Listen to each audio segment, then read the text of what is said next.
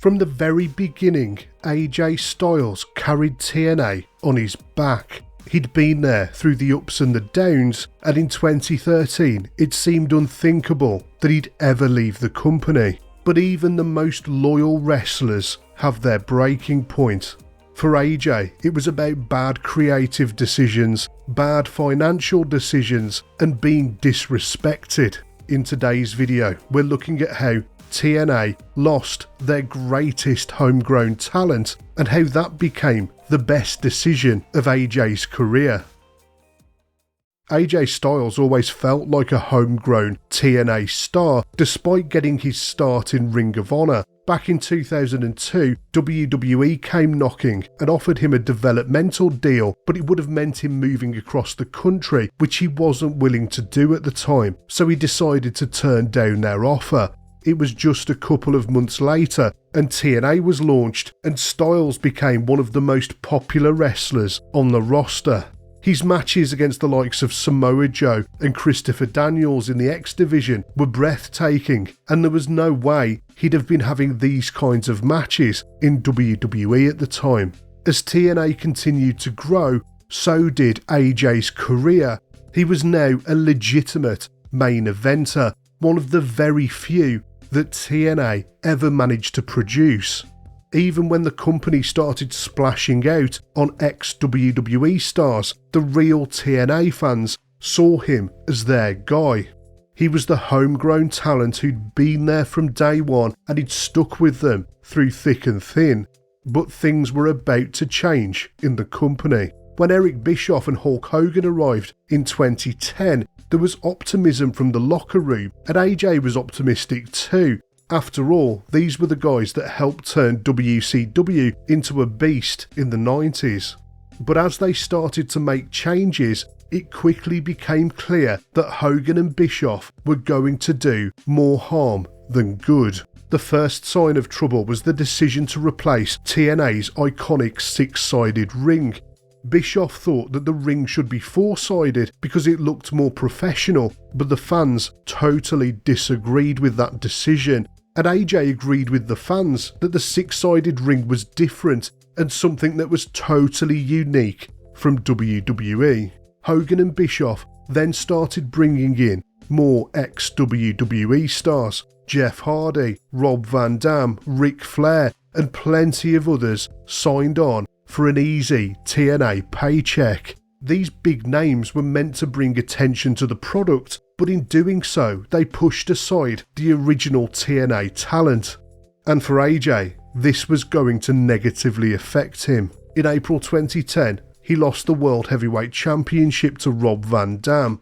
RVD had only recently joined the company, and Styles was seriously pissed off with the decision. And what pissed him off more than losing the belt was the fact that there was no storyline reason for the match to happen.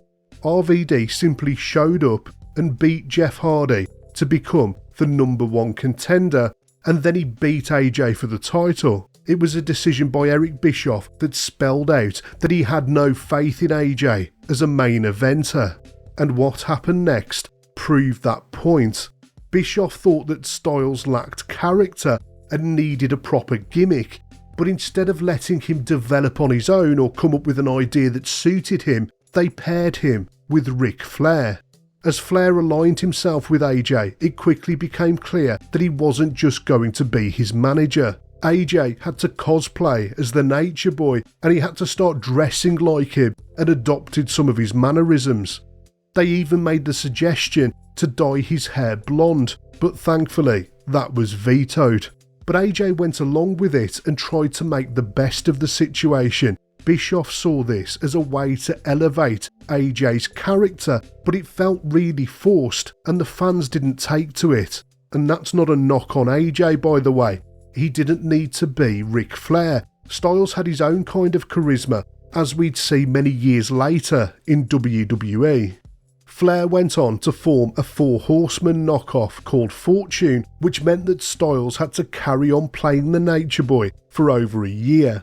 Eventually, Fortune came to an end and Styles was allowed to go back to just being himself for a few months. AJ just didn't like all of the changes that were being made to the company, and Bischoff was making some truly terrible creative decisions at the time, and one of his worst ideas was a storyline that wouldn't have been out of place in a daytime soap opera. This mess of a storyline began with Christopher Daniels and Kazarian revealing that AJ was having a secret affair with TNA president Dixie Carter. Enter Claire Lynch, a character presented as a drug addict that AJ was helping to recover. But Daniels and Kazarian claimed that not only was AJ romantically involved with Claire, but he was also the father of her child. AJ was now stuck in a love triangle where he had to deny fathering the baby of a crack addict. It didn't help that the woman they cast as Claire seemed to be the worst actress in the world. And things got even worse when AJ was forced into wrestling for the right to a paternity test. If only the paternity test was on a pole, this would have resembled WCW in the year 2000. This story dragged on for months, and it really tested the fans' patience. Well, the fans who hadn't already turned off the TV anyway. The actress playing Claire's performance was so bad that fans started digging into her real identity, which led to her getting harassed online. The harassment got so bad that she quit the company, and so the storyline was dropped. Considering the fact that the majority of wrestling fans are men, then why would they be interested in watching soap opera nonsense like this? It went to prove that Eric Bischoff was totally out of touch with what wrestling fans wanted to see, and it also spoke volumes about how he didn't understand who AJ Styles was as a performer. And among the fans, it's remembered as one of wrestling's biggest pieces of wrestle crap. Even the fans who never watched TNA heard about this nonsense. By 2013, it was clear that AJ's relationship with TNA was on thin ice. Years of poor creative decisions and being sidelined in favour of ex-WWE stars had left him feeling frustrated and alienated. But if the creative mishandling wasn't bad enough, what came next was the final nail in the coffin. They asked him to take a 60% pay cut. AJ had been the beating heart of the company since the very start. He was the guy who carried the company through thick and thin. He was the ultimate company man, and now, after more than a decade of loyalty, they asked him to take a 60% pay cut. Frankly, it was an insult. TNA's financial problems were no secret at this point. Hogan and Bischoff had driven the company into the ground with their various decisions, and the fact that the company had been throwing money at ex-WWE stars for the last few years, which did nothing to grow their audience, by the way. Meanwhile, the guy who helped build the company was given a lowball offer on his new contract. But this wasn't just about the money, it was about respect, or, in this case, a lack of it. In December 2013, after contract negotiations broke down, AJ decided enough was enough and he quit TNA. That would have been unthinkable just a couple of years before. The frustration got too much for him. There was a spot waiting for him in Japan, and he knew that over there they'd treat him with respect and pay him what he was worth. By all accounts, Styles had a great run over in New Japan Pro Wrestling, but after a couple of years, it was time for him to come home. Both Bischoff and Hogan were now long gone from TNA, and out of loyalty to Dixie Carter, he briefly considered going back. But just like in 2002, WWE came calling again. It was Triple H on the end of the phone, and AJ knew that Triple H was willing to go to bat for smaller wrestlers on the roster.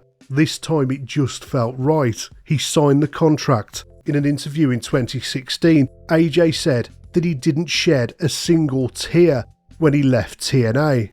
And that's kind of sad to hear when you consider the history that he had in that company. But eventually they just ground him down. In the end, leaving there was probably the best decision he ever made.